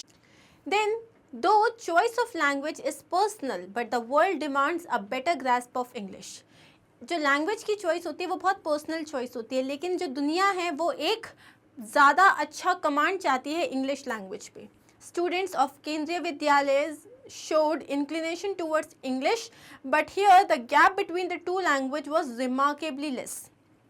यहाँ पे भी बच्चों ने इंग्लिश की तरफ अपना इंक्लिनेशन दिखाया, मतलब कि वो जानना चाहते हैं, सीखना चाहते हैं, लेकिन इंग्लिश और Hindi almost same amount of बच्चे बोल रहे थे. Whereas private school students preferred English to Hindi, लेकिन प्राइवेट स्कूल्स में बच्चे इंग्लिश बोलना प्रेफर करते हैं. Efforts must be made to ensure that students of government schools also have the same access to quality education as private schools and केंद्रीय विद्यालयास. So efforts लेने चाहिए ताकि जो गवर्नमेंट स्कूल के स्टूडेंट्स हैं ना, उनको भी अच्छी एजुकेशन मिले, अच्छे सोर्सेस मिले, एक्सेस मिले क्वालिटी एजुकेशन का, ताकि वो भी इंग्लिश में अपना जो मतलब इंटरेस्ट है वो डेवलप कर सकें. Efforts must be made to ensure that all schools give equal importance to both languages to build confidence in students. Efforts लिए जाने चाहिए ताकि हर तरीके के स्कूल में दोनों ही लैंग्वेज को इक्वल इंपॉर्टेंस मिले ताकि बच्चा कॉन्फिडेंट हो सके. Clear? So here we are done with the creative writing part as well. और अब आते हैं हम लिटरेचर पार्ट में. सो लिटरेचर पार्ट में आपके पास क्वेश्चंस कैसे आएंगे, पहले आपको एक्सट्रैक्ट करना होगा. एक पोम बेस्ड होगा, एक प्रोज बेस्ड होगा, ठीक है. ऑप्शंस रहेंगे इसमें, 2 प्रोज में से 1 प्रोज करना होगा, 2 पोम में से 1 पोम करनी होगी. इसके बाद आपके पास 5 शॉर्ट आंसर क्वेश्चंस आएंगे from your first flight, and then 3 questions from your footprint without feet. दोनों में आपके पास 5 में से 4 और 3 में से 2 करने होंगे. And finally you will have long answer questions, जहां पे आपके पास फुटप्रिंट विदाउट फीट में से 2 क्वेश्चंस आएंगे, 1 करना रहेगा, और आपकी जो मेन बुक है फर्स्ट फ्लाइट उसमें 2 क्वेश्चन आएंगे, उसमें से 1 करना रहेगा. So let us now start with the literature part. So again क्या है हमारे पास एक्सट्रैक्ट बेस्ड क्वेश्चन है. तो पहला क्वेश्चन है, this is prose. Read the extract given below and answer the questions that follow. Not a leaf remained on the trees. तो पेड़ों पे एक भी पत्ती नहीं बची थी। The corn was totally destroyed, पूरा कॉर्न तहस नहस हो चुका था। The flowers were gone from the plants, plant से फ्लावर्स जा चुके थे। Lencho's soul was filled with sadness, Lencho की जो पूरी आत्मा थी अब वो दुखी हो चुकी थी। When the storm had passed, he stood in the middle of the field and said to his sons, जब पूरा तूफान चला गया तो वो अपने फील्ड के बीच में खड़ा हुआ और उसने अपने बेटों से कहा, A plague of locusts would have left more than this. अगर लोकस जो टिड्डे होते हैं बेसिकली, जब वो फील्ड पे अटैक करते हैं तो वो लोग इससे ज़्यादा छोड़ देते, लेकिन ये जो हेल स्टॉर्म हुआ है उसकी वजह से तो पूरी फील्ड जो है तहस नहस हो चुकी है। The hail has left nothing, hail ने तो कुछ भी नहीं छोड़ा। This year we will have no corn, इस साल हमारे पास कोई कॉर्न नहीं होगा। That night was a sorrowful one, वो रात बहुत ही दुख भरी थी। All our work for nothing, जो हमने इतनी मेहनत की उसका कोई फ़ायदा नहीं हुआ। There is no one who can help us, कोई हमारी मदद नहीं कर सकता। We will all go hungry this year, इस साल हम सब भूखे मर जाएंगे। सो नाउ ये एक्सट्रैक्ट है, इस पे बेस कुछ क्वेश्चंस हैं। The corn was totally destroyed, choose the option that suggest what destroyed the crops. किस चीज़ ने क्रॉप को डिस्ट्रॉय किया था? हल्की फुल्की हवा, माइल्ड विंड? नहीं। हैवी विंड चली थी? यस। लोकस्ट ने किया था क्या? नहीं। हेल स्टॉर्म ने किया था? यस। स्नोफॉल ने किया था? नहीं। बर्ड्स ने किया था? नहीं। सो आंसर क्या हो जाएगा? 3 and 2, 2 and 3. So it is 2 and 3. This is answer C. Okay. Next question is, Lencho's soul was filled with sadness. Why was his soul filled with sadness? उसकी जो आत्मा थी वो इतनी दुखी क्यों हो गई थी? Because he had lost all of his crops to the hailstorm. पूरा ये जो बर्फबारी हुई थी उसके कारण पूरी उसकी क्रॉप्स खराब हो गई थी। यस, ये तो सही है। उसकी आधी क्रॉप्स खराब हो गई थी? नहीं। रेन अचानक से रुक गई और उसके बाद गुड हार्वेस्ट के लिए कुछ बचा ही नहीं? नहीं। एंड उसके बेटों से झगड़ा हो गया था? नहीं। Answer is A. Next question देख लेते हैं। Choose the emotion displayed by Lencho when he said there is no one who can help us. तो जब उसने कहा था कि अब हमारी कोई मदद नहीं कर सकता, तो वो क्या फील कर रहा था? एंगर, फ्रस्ट्रेशन, एग्जॉशन या डिस्पेयर? डिस्पेयर मतलब दुख। सो ऑब्वियसली ही वॉज दुखी, तो he was feeling despair.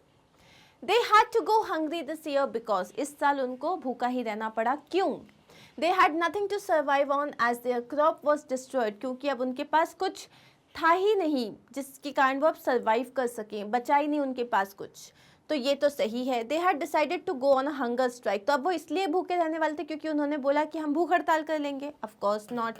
It was a part of their prayer to God, उन्होंने बोला था कि हम भूखे रहेंगे ताकि भगवान हमारी सुन ले? No. They decided to eat less due to no harvest, उन्होंने सोचा कि अब हम कम खाएंगे क्योंकि हमारे पास हार्वेस्ट नहीं है, हमारी फसल नहीं हो पाई है। सो द आंसर इज ए।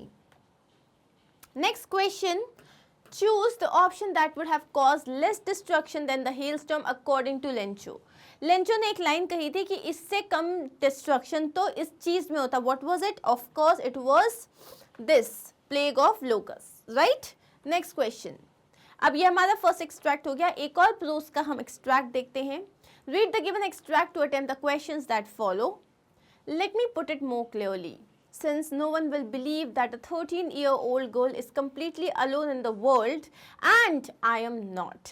तो अब वो क्या बता रही है? ये एन फ्रैंक की जो डायरी ऑफ एन फ्रैंक है उसमें से लिया हुआ है कि मैं इसको थोड़ा और क्लियरली बताती हूँ कि कोई बिलीव नहीं करेगा कि एक 13-year-old लड़की जो है वो पूरी दुनिया में एकदम अकेली है, और मैं नहीं हूँ।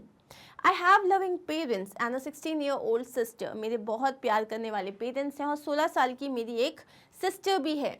And there are about 30 people I can call friends. और मेरे इतने सारे फ्रेंड्स भी हैं। I have a family, loving aunts and a good home. मेरी एक फैमिली है, मुझे बहुत प्यार करने वाली आंट्स हैं और मेरा एक अच्छा सा घर है। No, on the surface I seem to have everything except my one true friend. तो अगर ऊपर ऊपर से देखा जाए तो मेरे पास सब कुछ है, लेकिन मेरे पास एक चीज़ नहीं है, मेरी एक सच्ची दोस्त। All I think about when I am with friends is having a good time. जब मैं फ्रेंड्स के साथ होती हूँ तो मैं मतलब क्या सोचती हूँ? That you know I should have a good time, I should feel good. I can't bring myself to talk about anything but ordinary everyday things. मैं कोई अपने अंदर की बात नहीं कर पाती। मैं क्या बात कर पाती हूँ? आम normal general talks, that's it. So अब इस पर कुछ क्वेश्चंस हैं। Why does Anne feel the following? Anne ने क्यों बोला था that no one will believe that a 13-year-old girl is completely alone in the world? People knew she had a family, क्योंकि उस सब लोग को पता था उसकी एक फैमिली है, क्योंकि लोगों ने ये लोनलीनेस का आइडिया ही रिजेक्ट कर दिया। उसके बहुत सारे फ्रेंड्स थे, she had a cheerful personality, वो बहुत खुश रहती थी, and her life was comfortable. So what is the answer? Why would they feel कि ये 13-year-old बच्ची ये तो अकेली हो ही नहीं सकती? Obviously here the answer is 1, 3 and 4। लोगों को पता था उसकी फैमिली है, लोगों को पता था उसके बहुत सारे फ्रेंड्स हैं, और उसकी पर्सनालिटी बहुत चीयरफुल थी। That is why they thought that ये लोनली कैसे फील कर सकती है। Next is select the most appropriate option for 1 and 2. Dash on the surface, I seem to have everything except my one true friend. So dash on the surface, यहाँ पे क्या आएगा? And doesn't truly connect with anyone. तो यहाँ पे है surface पे सबको लगता है कि मेरा जो है, मेरे पास तो बहुत सारे लोग हैं, बहुत दोस्त हैं, लेकिन मेरे पास वो एक सच्चा दोस्त नहीं है, और वो ट्रूली किसी के साथ कनेक्ट नहीं कर पाती थी। तो यहाँ पे कौन सी चीज़ सही है? यहाँ पे मेरे हिसाब से यहाँ पे furthers the meaning of to, मतलब ये जो नंबर 1 है ऑन द सरफेस, ये 2 को एक्सप्लेन कर रहा है। जो वो कह रही है कि मैं किसी से कनेक्ट नहीं कर पाती, तो यहाँ पे ये 2 को एक्सप्लेन कर रहा है। ठीक है, नेक्स्ट क्वेश्चन देख लेते हैं। From the options given below, identify Anne's tone in the extract. Anne की टोन कैसी है? वो बहुत परेशान हो रही है, रेस्टलेस है, वो डिससेटिस्फाइड है, मतलब संतोष नहीं है उसके अंदर, डरी हुई है, या वो दुखी है, हर्ट है? और आंसर इज वो डिससेटिस्फाइड है। ना वो हर्ट है, ना वो रेस्टलेस है, ना वो स्कैर्ड है, वो डिससेटिस्फाइड है। उसके अंदर अभी भी किसी चीज़ को पाने की इच्छा है। Select the option which displays an example of having a good time. So, you know, it's like I'm having a good time. तो इसका मतलब क्या होगा? इसमें से अपन को बताना है। He is out for a picnic with his friends and they are laughing and singing together. So, they are having a good time. सब लोग मस्ती कर रहे हैं, पिकनिक पे गए हैं, फ्रेंड्स के साथ हैं, so yes, they are having a good time. He is studying hard for the periodic test the following day to improve his scores. अगले दिन उसका टेस्ट है और वो बहुत ज़्यादा मेहनत कर रहा है। He is not having a good time. वो क्यों, मतलब उसको गुड टाइम बोलेंगे क्या? He is trying to convince his father to purchase the latest video games for him. वो अपने फादर को कन्विंस करने की कोशिश कर रहा है कि मेरे पास ना अभी मुझे प्लीज़ वीडियो गेम दिला दो, वो रिक्वेस्ट कर रहा है। He is not having a good time. He just rescued an injured puppy and is tending to its wounds. उसने अभी अभी एक बहुत ही मतलब लगी एक घायल से पपी को उसने बचाया है, और अब जो है वो उसके जो घाव है उसमें मरहम पट्टी कर रहा है। He is not having a good time. So answer is when you are happy, when you are cheerful, when you are with your friends, then you are having a good time. So answer क्या हो जाएगा? A. Okay. Next question. What do we get to know about Anne when she says the following? हमें Anne के बारे में क्या पता चलता है जब वो कहती है that I can't bring myself to talk about anything but ordinary everyday things. मतलब मैं कोई भी अपने दिल की बातें नहीं कर पाती हूँ, सिर्फ इधर उधर की जनरल बातें। So इससे पता चलता है कि वो बहुत प्राउड है अपने तरीकों को लेके नहीं। She is struggling to strike conversations. वो लोगों से बात करना कैसे चालू करे उसे समझ में नहीं आता। She is unsure of her own thoughts, वो अपने ही थॉट्स को लेके श्योर नहीं है। She is unable to have a satisfying conversation, वो एक अच्छी मन भर के कॉन्वर्सेशन नहीं कर पा रही है। So this is your answer, D. Now next is prose तो हो गया, अब हम पोएट्री के 2 एक्सट्रैक्ट्स देखेंगे। पहला है an ultimate shaking grief fixes the boy as he stands rigid, trembling, staring down. All his young days into the harbor where his ball went, I would not intrude on him. So यहाँ पे हम बात कर रहे हैं एक बच्चे की जिसकी बॉल घूम जाती, किस तरीके से पोइट उसे कनेक्ट करता है रियल लाइफ में, कि किस तरीके से रियल लाइफ में आपसे लोग छूट जाते हैं और चले जाते हैं। यहाँ पे पहला क्वेश्चन है, the poet uses the word ultimate to describe the boy's reaction. So आपको ये बताना है pick the meaning that does not display what ultimate means. तो यहाँ पे कौन सी चीज़ है जिसका अल्टीमेट वाला जो पोम में मीनिंग है? An ultimate shaking grief, ultimate का मतलब नहीं है कॉन्सिक्वेंट, फाइनल, कंक्लूसिव, फेटफुल। अब देखो अल्टीमेट मतलब एकदम बहुत ही ज़्यादा आखिरी वाला, यहाँ पे कॉन्सिक्वेंट मतलब उसका रिजल्ट, तो वो अल्टीमेट हो जाएगा। फाइनल मतलब भी आखिरी वाला, कंक्लूसिव मतलब आखिरी का। सो यहाँ पे अपना आंसर हो जाएगा फेटफुल, मतलब जो कि आपके फेट पे डिपेंड करता है, आपकी किस्मत पे डिपेंड करता है। Now next question is the boy is very young in this poem. इस पोम में जो बच्चा है वो बहुत छोटा है. As a mature balanced grown up he might look back and think that his reaction of ultimate shaking grief was. अभी तो बच्चा बहुत छोटा है, जब वो बच्चा बड़ा हो जाएगा तब वो ये कैसा सोचेगा कि उस वक्त उसे कितना ज़्यादा दुख हुआ था. तो अब जो है वो डिस्प्रपोर्शनेट रहेगा अपने लॉस को लेके. मतलब जैसे मान लो अब उसके लिए अल्टीमेट शेकिंग ग्रीफ जो है उसका क्या मतलब रहेगा कि वो जो लॉस था उसका वो उतना नहीं था जितना उसने सोचा. Pretension to procure a new toy. वो प्रिटेंड करेगा कि नहीं कोई बात नहीं मैं एक नया टॉय ले लूँगा. According to his exposure and experience then, उसने ये जो रिएक्ट किया था and think that is reaction जो था वो उस वक्त के हिसाब से सही था. A reaction to the failure of retrieving the toy. उसको लगा होगा वो एक ऐसा रिएक्शन था कि जब वो अपना टॉय वापस नहीं पा पाया तो उसका जो फेलियर उसने फील किया उसका रिएक्शन था. Justified and similar to what it would be currently. ठीक है, उसको लगा कि हाँ जो है अभी बिल्कुल सही है, मैंने सही रिएक्ट किया था. So what would be the answer? Answer is 1 and 3. उसका लॉस के हिसाब से उसका ग्रीफ डिस्प्रपोर्शनेट था. एंड देन उसको जो है according to his exposure experience then उसने जो रिएक्ट किया वो अपने एक्सपीरियंस के हिसाब से किया था जब वो उतना छोटा था. ओके, नेक्स्ट क्वेश्चन है pick the option that lists the boy's thoughts matching with the line as he stands rigid trembling staring down. तो वो एकदम रिजिड खड़ा था, ट्रेम्बल कर रहा था, नीचे की तरफ देख रहा था. तो इससे बॉय के थॉट्स क्या थे? I wonder how I can retrieve the ball, I guess I need help. मैं बॉल को कैसे वापस लेके आऊँ, मुझे लगता है मुझे मदद की ज़रूरत है. I think I can catch it if I run through this alley. मुझे लगता है कि अगर मैं इस गली से जाके जल्दी से जाऊँगा तो शायद मैं अपनी बॉल को कैच कर पाऊँगा.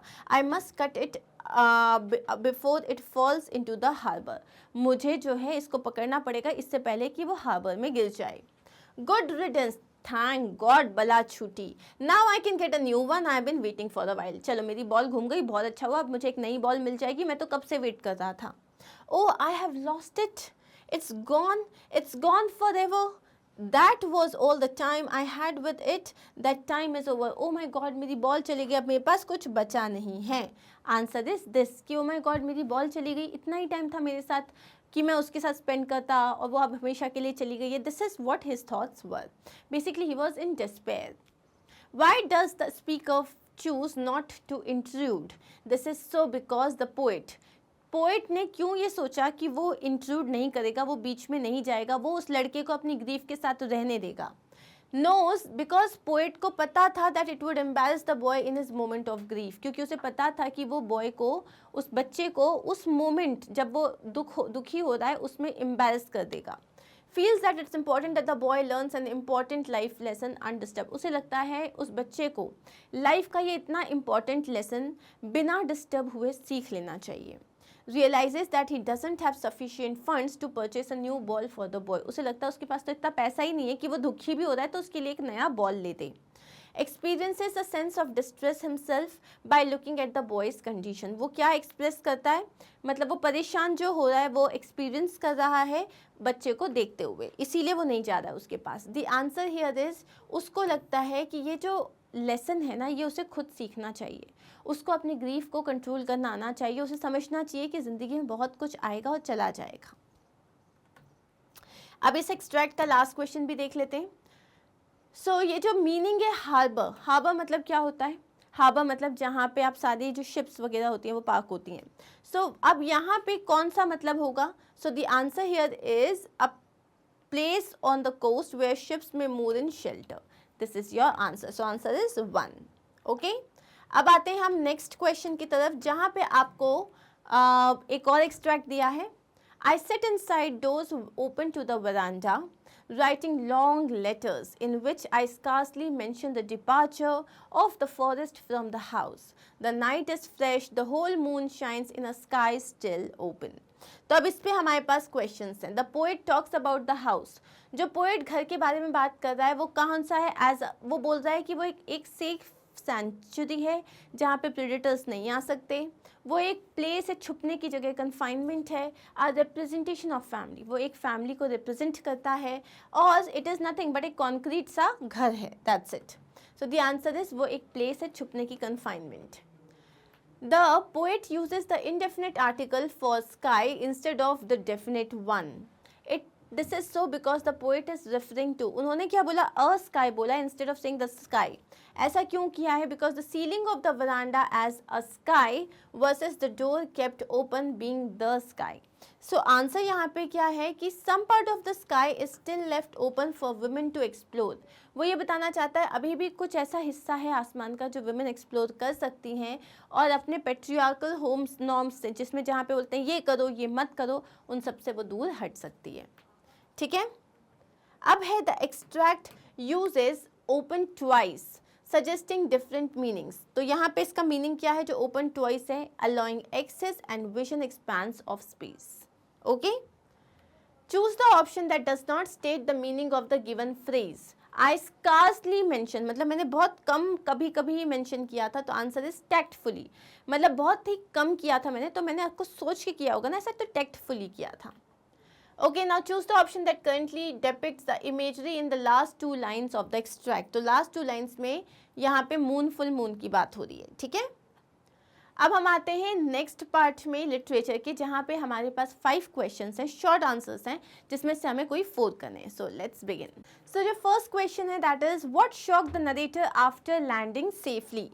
So the narrator was shocked to see that the black aeroplane which helped him land safely was nowhere to be seen. So जिस एरोप्लेन ने उसकी मदद की थी अब वो कहीं दिख नहीं रहा था। Also on asking about it from the woman in the control center, he got to know that there was no other plane visible on the radar than his own. जब वो लैंड कर चुका था तो जो वुमेन थी control centre में, उसने उससे पूछा उस ब्लैक एरोप्लेन के बारे में, तो उसने कहा कि आपके एरोप्लेन के अलावा उस रडार में कोई और एरोप्लेन नहीं था। Next question is explain the emotion vested in Anne's statement. I was plunked down on the table as a birthday present for Margot. तो मुझे मैगॉट के लिए एज अ बर्थडे प्रेजेंट सजाया गया था, रखा गया था। इसका मतलब बताना है, उसकी फीलिंग्स बतानी है। So when Anne's parents emigrated to Holland in 1933, both Anne and Margot had to live with their grandmother. So जब Anne के parents जो थे वो हॉलैंड शिफ्ट हो गए 1933 में, तो Anne को और उसकी जो सिस्टर थी मैगॉट, वो दोनों को उसकी ग्रैंड मदर के साथ रहना था। Later in December that year, उसी साल दिसंबर में Margot joined their parents but Anne joined them on Margot's birthday as a surprise. तो Margot तो चली गई थी अपने पेरेंट्स के पास, लेकिन एन कब गई? उसके बर्थडे पे गई एज अ सरप्राइज, जो वो एज अ गिफ्ट थी उसके लिए। She was the birthday present for maggot that year. उस साल उसके मैगॉट के लिए बर्थडे प्रेजेंट किया था उसकी sister. Why did Maxwell dread the prospect of transporting Midge to England? Maxwell को इतना डर क्यों लग रहा था मिज को इंग्लैंड ट्रांसपोर्ट करने के लिए? The British airline to London would not fly animals, so Maxwell booked a flight to Paris on another airline and from there to London. जो ब्रिटिश एयरलाइन है वो पेट्स को ट्रैवल करने के लिए अलाउ नहीं करती, तो उसने क्या किया, उसने पेरिस के लिए फ्लाइट बुक करी और फिर वहाँ से लंदन के लिए करी। However, Max was instructed that Mitchell should be packed in a box not more than 18 inches square and he must be carried on the floor at Max feet. लेकिन max को इंस्ट्रक्शंस मिले थे कि उसको एक बॉक्स में आप pack करोगे, 18 इंचेस से ज़्यादा बड़ा नहीं होना चाहिए और वो आपके पैरों के पास रखा रहेगा। This is why Maxwell dreaded the travel, इसीलिए मैक्सवेल को उस ट्रैवल से बहुत ज़्यादा डर लग रहा था। How does Natalia react when she comes to know that Lomov had come to propose her? तो नटालिया ने कैसे रिएक्ट किया जब उसे पता चला कि लोमोव जो है उसको प्रपोज करने आया है? When Natalia knew that Lomov had come to propose her, she changed her stance, cried and asked her father to call him back. तो उसने क्या किया, उसने अपना स्टैंस चेंज किया, वो बहुत रोई, उसने अपने फादर से बोला प्लीज़ आप उसको वापस बुला लीजिए। Natalia got elated and excited to hear about Lomov's proposal of marriage. वो बहुत ज़्यादा खुश हो गई, बहुत ज़्यादा एक्साइटेड हो गई ये सोच के कि लोमोव उसको शादी के लिए प्रपोज कर रहा है। She was a lovesick cat who desperately wanted someone to propose to her for marriage. वो एक lovesick cat थी जिसको लग रहा था कि कोई तो मुझे शादी के लिए प्रपोज करे। What does the Buddha say about the world? Buddha ने वर्ल्ड के बारे में क्या कहा? Buddha says that everything in this world is transitory. हर कुछ इस दुनिया में बदलता रहता है। Those who are born have to die someday. जो आज पैदा हुए उन्हें मरना पड़ेगा। Humans of the world are suffering from a lot of pains and problems. हर इंसान अपने एक पैकेज के साथ आया है, उसके पास उसके पेन्स हैं, उसके पास उसके प्रॉब्लम्स हैं, yet everybody is engrossed in the worldly pleasures of possessions. लेकिन उसके बाद भी हम किस चीज़ के पीछे पड़े हुए हैं? चीज़ों को जोड़ने में, चीज़ों को पजेस करने में। अगर आप किसी से प्यार करते हो तो आप उसको पजेस करना चाहते हो, अगर आपको कोई चीज़ अच्छी लगे तो आप उसको लेना चाहते हो, अपने साथ रखना चाहते हो, और इसी जो रेस में हम एक दिन जाके मर जाते हैं, right? This is what Buddha had to say. Now next question ये है आपका फुटप्रिंट विदाउट फीट से। ये 2 शॉर्ट क्वेश्चंस हैं। The most successful people work smart not hard, justify the quote with reference to a question of trust.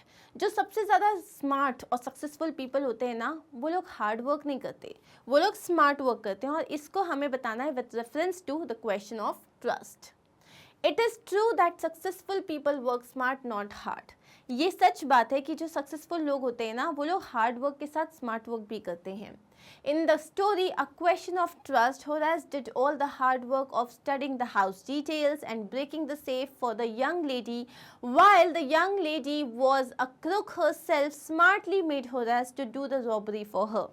सो ये जो question of trust है उसमें होरास जो है पूरा बहुत मेहनत करता है, हार्ड वर्क करता है, पूरे घर को स्टडी करता है, उनके सेफ को स्टडी करता है, किस तरीके से चोरी करनी है सब कुछ डिसाइड करता है। और जो यंग लेडी होती है वो क्या करती है, वो सिर्फ और सिर्फ जो है होरास को क्योंकि वो एक क्रूक है, वो होरास को उल्लू बनाती है, उससे पूरी चोरी करवाती है। In spite of all the hard work, Horace ended up in jail while the young lady fled away with the contents of the safe smartly.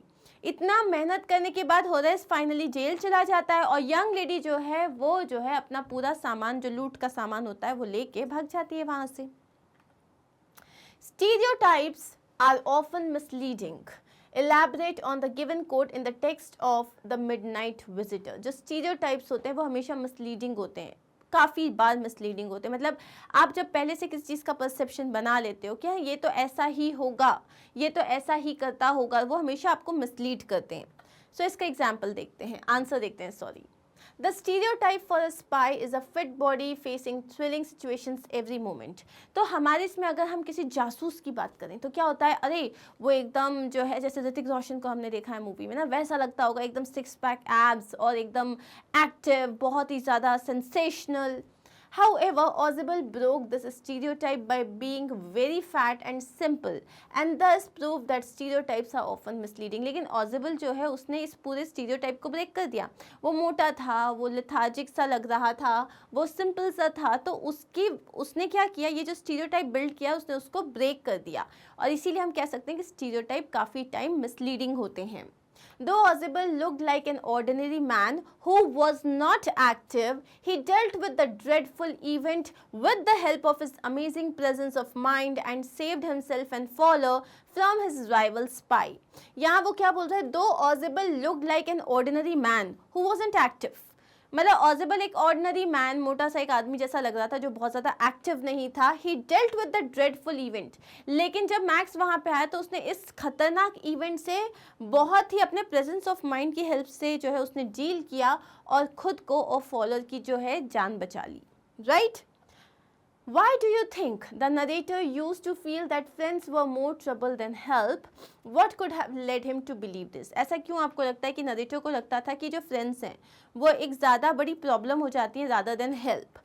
So the answer is the narrator said that friends were more trouble than help because in his line of work, क्योंकि उसके जिस field में वो था, thievery, one can't even trust his own dear friend as thieves have no human values of trust or friendship.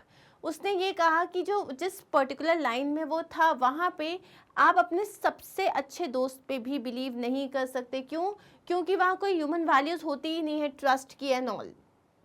They could even rob their own friends for money, वो अपने ही friends को जो है रॉब कर सकते थे। नेक्स्ट हम आते हैं फाइनली लॉन्ग आंसर क्वेश्चंस में। 2 क्वेश्चंस रहेंगे आपके फर्स्ट स्लाइड से और 2 क्वेश्चंस रहेंगे फुटप्रिंट विदाउट फीट, दोनों में से एक एक क्वेश्चन करना है, ठीक है?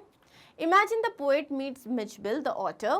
Write a detailed account of the characteristics the poet could use for her poem if she were to write about telling an author. तो अगर इमेजिन करो पोएट को, जिसको वो मिचबिल मिलता है और हमें एक डिटेल अकाउंट लिखना है पोएट की कैरेक्टरिस्टिक के बारे में। सो हम स्टार्ट करते हैं। An otter is an unusual wild animal that is found near the place which is close to waters. देखो यहाँ पे क्या लिखना है, पोएट जो अपनी पोम में यूज़ कर रहा है उसके हिसाब से आप ऑटर को एक्सप्लेन कर रहे हो, ठीक है। तो यहाँ पे आपने क्या लिखा है, ऑटर जो होता है एक अनयूजुअल वाइल्ड एनिमल है जिसको ऐसी जगह पे जो मिलता है जो पानी के पास हो। It really enjoys the company of water and couldn't resist playing in it. वो वाटर की कंपनी बहुत ज़्यादा इंजॉय करता है और अपने आप को खेलने से रोक नहीं पाता। Although an otter is not a common pet, it can be loving one if given a lot of love and the utmost care. Otter usually एक नॉर्मल जनरल पेट नहीं है, लेकिन अगर आप उसे बहुत सारा प्यार दोगे तो वो भी एक लविंग पेट बन जाता है। ऑटर्स आर इंटेलिजेंट एनिमल्स, ये काफ़ी इंटेलिजेंट होते हैं। They even invent new games on their own, वो खुद से नए नए गेम भी बना लेते हैं। They have many similarities between them and the little children, उनमें और छोटे बच्चों में बहुत सारी चीज़ें सिमिलर होती हैं। Otters have a great tendency to learn, उनके अंदर सीखने की बहुत ज़्यादा टेंडेंसी होती है। They adapt to new surroundings after a few days, वो कहीं भी नई जगह का जाते हैं तो कुछ दिन उनको लगते हैं सराउंडिंग से मतलब फैमिलियर होने के लिए। One needs patience to deal with an otter, अगर आपके पास एक ऑटर है तो आपके अंदर पेशेंस होना बहुत ज़रूरी है। It is a hyper active animal that continuously needs attention and play time, ये एक बहुत हाइपर एक्टिव एनिमल है जिसको बहुत ज़्यादा प्ले टाइम चाहिए और बहुत ज़्यादा अटेंशन चाहिए। सेकेंड क्वेश्चन क्या है, if the Buddha were to summarise the life lesson of the ball poem, what would the sermon be? Address it to the people of your age. Basically the ball poem और बुद्धा जो है उन दोनों के, ये दोनों चैप्टर्स को द sermon at बनारस, इन दोनों को मर्ज किया। उन्होंने कहा है अगर बुद्धा जो है वो जो उस बच्चे से बात कर रहे थे जिसने वो बॉल पोएम में जिसने जो ग्रीफ कर रहा था, तो वो क्या बोलते, क्या sermon लिखते वो। The Buddha would summarize the life lesson of the ball poem in a very subtle way. वो बहुत ही आराम से इसको summarize कर देते। According to his preaching, a person shouldn't think about his losses too much and face the life lessons bravely. वो जो सिखाते हैं उसके हिसाब से एक इंसान को अपने लॉस को लेके बहुत ज़्यादा सोचना नहीं चाहिए, उनको लाइफ लेसन्स को ब्रेवली फेस करना चाहिए। Loss, uncertainty, failure and death are inevitable parts of a person's life. Loss होता है, अनसर्टन हो जाते हो आप, फेलियर है, डेथ है, ये एक इंसान की लाइफ के ऐसे पार्ट्स हैं जो इनएविटेबल है, आप चाह के भी इनसे भाग नहीं सकते। They can never be avoided, इन्हें कभी आप अवॉइड नहीं कर सकते। A person should always accept it with utmost courage and sensibility, एक इंसान को इसको एक्सेप्ट करना पड़ेगा बहुत सारे करेज के और सेंसिबिलिटी के साथ। He should never hold on to his grief in order to be happy in life. उसको अपनी grief को पकड़ के नहीं रखना है just because he want to be happy in life. Hence, life doesn't stop for anything or anyone. जिंदगी किसी के लिए नहीं रुकती, किसी चीज़ के लिए नहीं रुकती. It moves on. ये आगे बढ़ती ही जाती है. Hence, a person should learn to cope up with adverse situations and move ahead in life with patience. इसीलिए एक इंसान को जो है यहाँ पे अपन अप हटा देते हैं, ठीक है। Cope with adverse situations and move ahead in this life with patience, इसलिए हमको कोई अगर हमारी लाइफ में मुश्किल आती है तो कोई बात नहीं, आगे बढ़ते रहना चाहिए with a lot of patience, ठीक है। अब नेक्स्ट क्वेश्चन है, ये आ गया आपका फुटप्रिंट विदाउट फीट से। Read the following quote, we are too involve in materialistic things and they don't satisfy us. हम मटेरियलिस्टिक चीज़ों के पीछे भागते रहते हैं और वो कभी हमें सेटिस्फाई नहीं करती। The loving relationships we have, the universe around us, we take these things for granted. So जो हमारा जो एक लविंग रिलेशनशिप है, जो भी हमारे आसपास जो यूनिवर्स है, हम इन सारी चीज़ों को ग्रांटेड लेते हैं। किसने बोला ये? Mitch Albom. Matilda was never satisfied with her life and desired more. Matilda अपनी लाइफ से बिल्कुल भी सेटिस्फाइड नहीं थी, उसको और चाहिए था। The given quote reflects her character justify, और यही जो कोट है ये आप उसके कैरेक्टर को भी बता रहा है, तो हम इसे जस्टिफाई करते हैं। अब Matilda was never satisfied with her life and always desired more. वो अपनी लाइफ से कभी भी सेटिस्फाइड नहीं थी, उसे और चाहिए था, बहुत कुछ चाहिए था। She was a very materialistic lady. उसके पास एक लविंग हस्बैंड था, लेकिन उसके बाद भी वो मटेरियलिस्टिक थी बहुत ज़्यादा। She just loved all things material and had very less emotions. उसे सिर्फ चीज़ों से प्यार था, इमोशंस बहुत कम थे उसमें। The fact that she had such a loving and caring husband with whom she had a good simple life wasn't sufficient for her.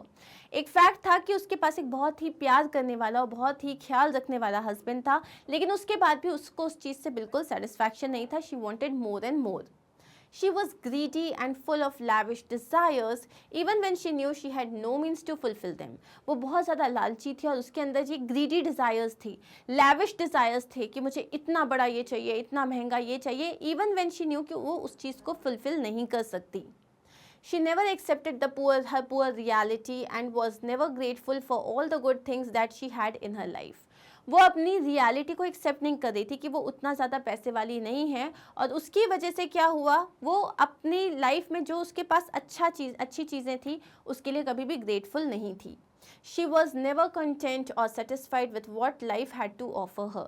ना वो खुश थी, ना वो कंटेंट थी. लाइफ ने उसे जो भी दिया था उस चीज़ से वो खुश नहीं थी. She took her husband's love, her blessed life for granted. Her greedy and dissatisfied nature led both of them to live a miserable life full of extreme poverty. उसने अपने हस्बैंड की लव को फॉर ग्रांटेड लिया, उस चीज़ blessing को उसने समझा नहीं, और फाइनली उसने अपनी लाइफ में सब कुछ लूज़ कर दिया, और उसे और उसके हस्बैंड को सालों तक इस मिजरेबल लाइफ जीनी पड़ी जिसमें सिर्फ और सिर्फ उन्होंने गरीबी देखी थी. अब ये हमारा लास्ट क्वेश्चन है, ठीक है. No legacy is so rich as honesty. कोई भी लेगेसी इतनी रिच नहीं होती जितनी की क्या होती है, ऑनेस्टी.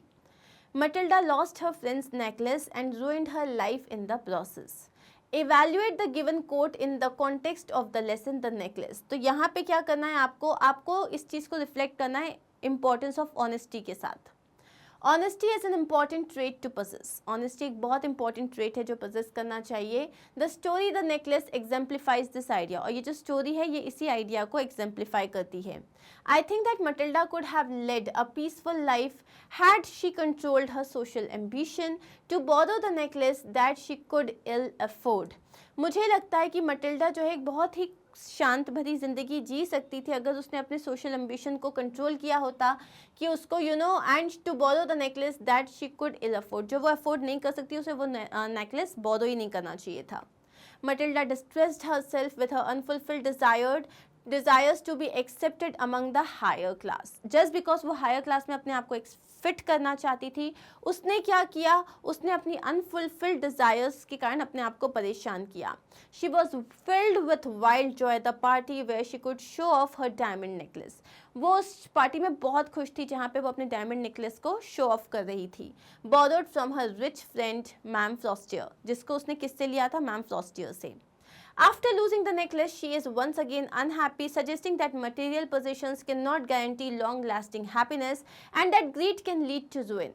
लेकिन जब उसका नेकलेस खो जाता है तो वो वापस दुखी हो जाती है. इससे ये समझ में आता है कि मटेरियल पोजीशंस कभी भी आपको लॉन्ग लास्टिंग हैप्पीनेस नहीं देते.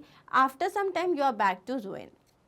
Had Matilda not been greedy and accepted the truth, अगर मटिल्डा जो है वो इतनी greedy नहीं होती और उसने सच को accept कर लिया होता, she could have worked hard for making her own standard of living better, which she always desired for. वो ज़्यादा खुद मेहनत करती ताकि अपनी ज़िंदगी का लेवल वो बढ़ा सकती. She became greedy and had to be dishonest to Ma'am Frostier about the necklace, which eventually ruined her entire life. वो greedy हो गई, उसने मैम फ्रॉस्टियर को सच्चाई नहीं बताई और जिसकी वजह से उसकी पूरी लाइफ हो गई बर्बाद. So that is it. Here we are done with sample paper 9. I hope you are clear with all the questions, the grammar part, creative writing, reading passage. कोई भी डाउट होता है please write it in the comment section. Magnet brains आपके साथ है जहाँ पे हमारी सिर्फ एक ही कोशिश है दैट आपके मार्क्स बहुत अच्छे आए and finally you should have a broad smile on your face. ठीक है, तो if you have liked this particular explanation, do not forget to like, share and subscribe, and make sure that you are here with me because we are going to come up next with sample paper 10. So I'm going to see you soon. Take care of yourself. Bye.